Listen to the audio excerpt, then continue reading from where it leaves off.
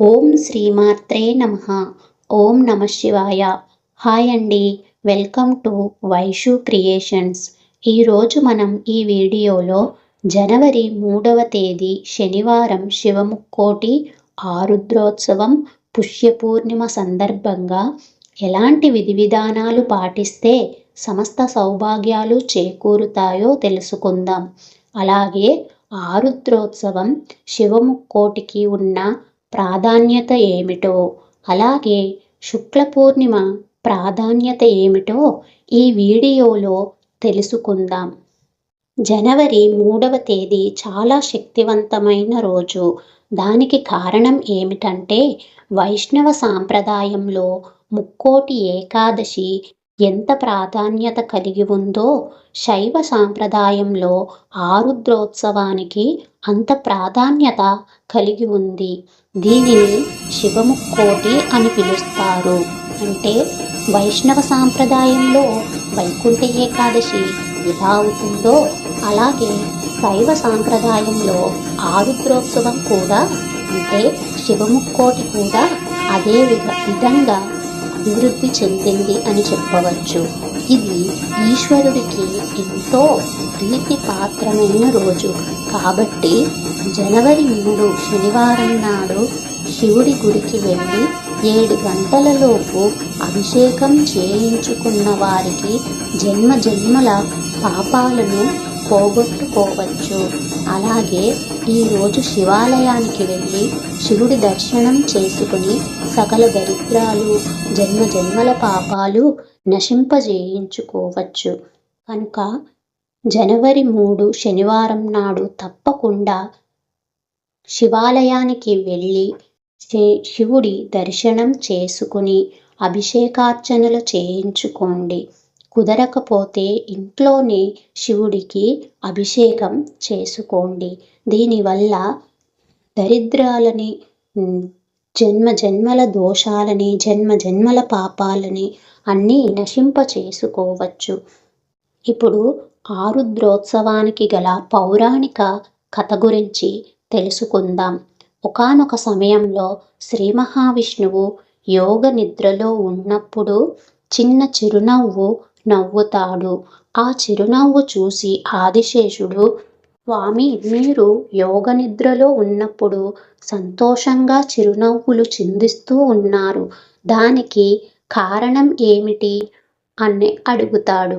అప్పుడు శ్రీ మహావిష్ణువు ఆదిశేషునితో, నేను మహేశ్వరుడి ఆనంద తాండవాన్ని గావిస్తున్నాను. ఆనంద తాండవం చూసి నాకు చిరునవ్వు వస్తుంది అని శ్రీ మహావిష్ణువు ఆదిశేషుడితో చెబుతాడు. అప్పుడు ఆదిశేషుడు, నాకు కూడా మహేశ్వరుడి ఆనంద తాండవం చూడాలని ఉంది స్వామి అని పలుకుతాడు. అప్పుడు విష్ణువు, నువ్వు చిదంబరం క్షేత్రం వెళ్ళి అక్కడ మహేశ్వరుడి కోసం తపస్సు చెయ్యి. మహేశ్వరుడు ప్రత్యక్షమై నీకు ఆనంద తాండవం దర్శింపచేస్తాడు అని శ్రీ మహావిష్ణువు ఆదిశేషునితో చెబుతాడు. ఆదిశేషుడు విష్ణువు చెప్పిన ప్రకారంగానే చిదంబర క్షేత్రం వెళ్ళి అక్కడ ఘోర తపస్సు చేస్తాడు. ఆదిశేషుడే తపస్సుకు మెచ్చి మహేశ్వరుడు నటరాజస్వామి రూపంలో ప్రత్యక్షమై ఆనంద తాండవం దర్శనం ఇస్తాడు. శివుడు ఆదిశేషుడికి దర్శనం ఇచ్చిన రోజే ఆరుద్రోత్సవం. శివముక్కోటి. ఈ ముక్కోటి ఎప్పుడు వస్తుందంటే ధనుర్మాసంలో ఆరుద్ర నక్షత్రం ఎప్పుడు వస్తుందో శివముక్కోటి అప్పుడు వస్తుంది. చిదంబర క్షేత్రంలో ఈ శివముక్కోటి రోజున ప్రత్యేక పూజలు నిర్వహిస్తారు. శివుడు ఈ రోజున నటరాజ దర్శనం చేస్తారు. ఈ రోజు శివుడికి అభిషేకాలు గావిస్తారు. కనుక జీవితంలో ఒక్కసారైనా శివముక్కోటి రోజు చిదంబర క్షేత్రంలో ఈ అభిషేకాన్ని దర్శనం చేసుకుంటే సమస్త పాపాలు నశిస్తాయి. చిదంబర క్షేత్రానికి వెళ్ళే దర్శనం చేసుకోలేని వారు మీకు దగ్గరలో ఉన్న శివాలయానికి వెళ్ళి శివుడి దర్శనం చేసుకుని ఈరోజు అభిషేకాలు చేయించుకుంటే సర్వ పాపాలు నశిస్తాయి. ఈ రోజున శైవ సాంప్రదాయం కలిగిన ఆలయాల్లో అన్న అభిషేకాలు చేస్తారు. ఆ అన్న అభిషేకాన్ని చూసిని దానిని కొద్దిగా ప్రసాదంగా తీసుకున్న మీ పాపాలు అన్నీ నశిస్తాయి, దరిద్రాలు నశిస్తాయి, లక్ష్మీదేవి కటాక్షం కలుగుతుంది, ధనవృద్ధి అవుతుంది. ఈరోజు పాటించవలసిన నియమాలు అలాగే మంత్రాలు గురించి తెలుసుకుందాం.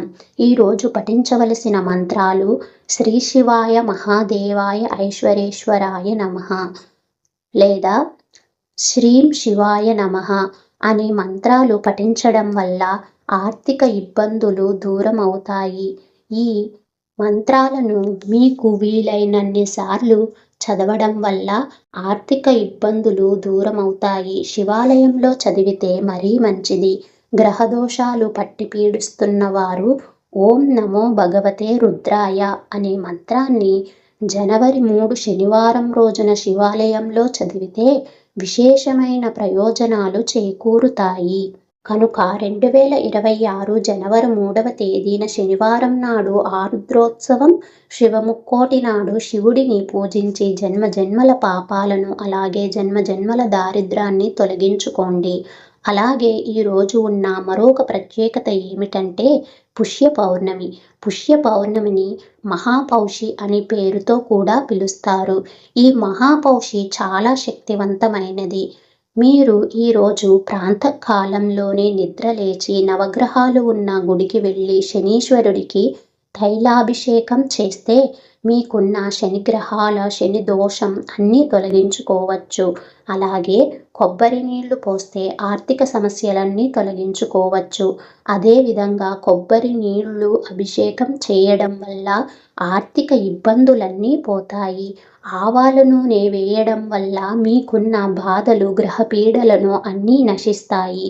కనుక ఈ రోజున జనవరి 3వ తేదీన ఉదయమే నిద్రలేచి స్నానం ఆచరించిన తరువాత ముందుగా నవగ్రహాల దగ్గరకు వెళ్ళి శనీశ్వరుడికి తైలాభిషేకం చేసిన తర్వాత కాళ్ళు చేతులు కడుక్కొని కొన్ని నీళ్లు కళ్ళుతో తుడుచుకొని తర్వాత శివుడి దర్శనం చేసుకోవడం వల్ల ఉత్తమ ఫలితాలు పొందగలుగుతారు.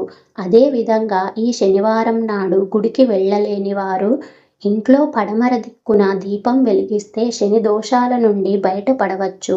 ఈ దీపం 8 వత్తులతో వెలిగించాలి. ఒక ప్రమిద తీసుకుని ఆ ప్రమిదలో మరొక ప్రమిద పెట్టి నువ్వుల నూనె పోసి దానిలో 8 వత్తులు వేసి పడమర దిక్కున వెలిగించాలి. ఇలా వెలిగించడం వల్ల మీకు ఉన్న శని దోషాలు అన్నీ నివృత్తి అవుతాయి. అలాగే ఆర్థిక సమస్యలు అన్నీ తొలగుతాయి. ఈ పరిహారాలు పాటించి జనవరి 3 శనివారం నాడు ఉత్తమ ఫలితాలు పొందగలరని ఆశిస్తూ Swastik. Thanks for watching. Please share and subscribe our channel.